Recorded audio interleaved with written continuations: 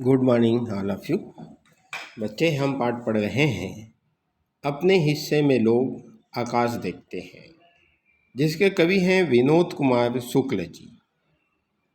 विनोद कुमार शुक्ल जी लिखते हैं, अपने हिस्से में लोग आकाश देखते हैं और पूरा आकाश देख लेते हैं। सबके हिस्से का आकाश पूरा आकाश है।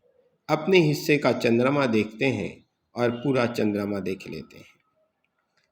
कवि आगे बात कहते हैं शुक्ल जी कि लोगों के द्वारा आकाश देखने की जो मार्मिक अभिव्यक्ति है, वह मार्मिक चित्रण है, चित्रित करते हुए कहते हैं, लोग अपने हिस्से में आकाश देखते हैं, वे पूरा आकाश देख लेते हैं। सबके हिस्से का आकाश ही संपूर्ण आकाश है। आकाश हमारे सभी के सिर का छत है। हम अपने हिस्से का चंद्रमा देखते हैं, लोग पूरा चंद्रमा देख लेते हैं। कहने का मतलब ये है कि हम यह सोचते हैं कि हम अपने हिस्से का आकाश देख रहे हैं और ऐसे कहते हम पूरा आसमान देख लेते हैं, पूरा आकाश देख लेते हैं। हम अपने हिस्से का चंद्रमा देख रहे हैं, ऐसा कहते हुए हम पूरा चंद्रमा देख लेते हैं। और आगे कहते हैं, सबके हिस्से की जैसी तैसी सांस सब पाते हैं। वह जो घर के बगीचे में बैठा हुआ अखबार पढ़ रहा है, और वह भी जो बदबू और गंदगी के घेरे में जिंदा है। सबके हिस्से की हवा वही हवा नहीं है। आगे कहते हैं कवि जो है कि कवि शुक्ल जी कहते हैं कि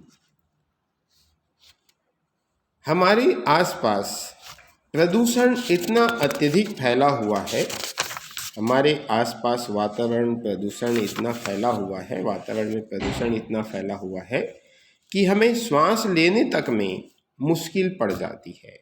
श्वास लेने तक में मुश्किल पड़ रही है।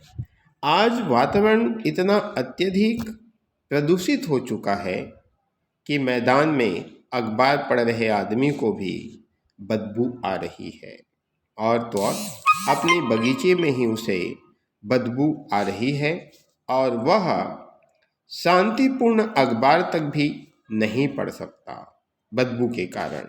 उसे बदबू के कारण परेशानी हो रही है, क्योंकि हमारी हवा जो पहले की उसका वह मूल स्वरूप बदल चुका है। पहले जो ताजगी हवा थी, शुद्ध हवा थी, उसका मूल स्वरूप जो है अब बदल चुका है, परिवर्तित हो गई है।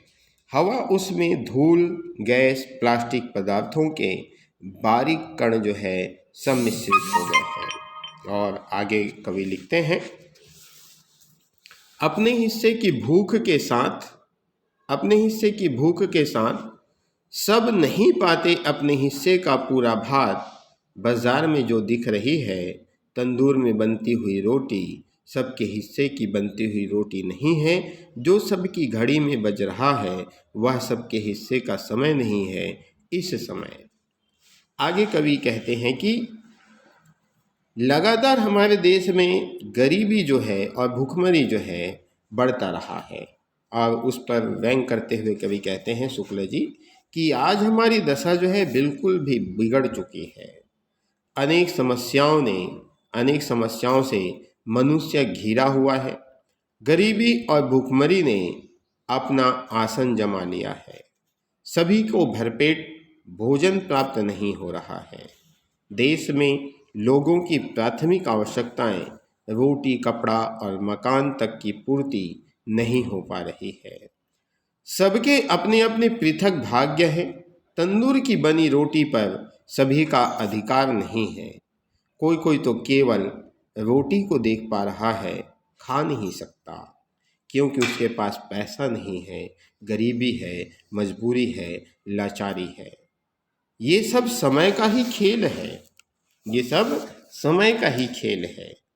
तो बच्चों, इस प्रकार से यह पाठ समाप्त हो गया। धन्यवाद।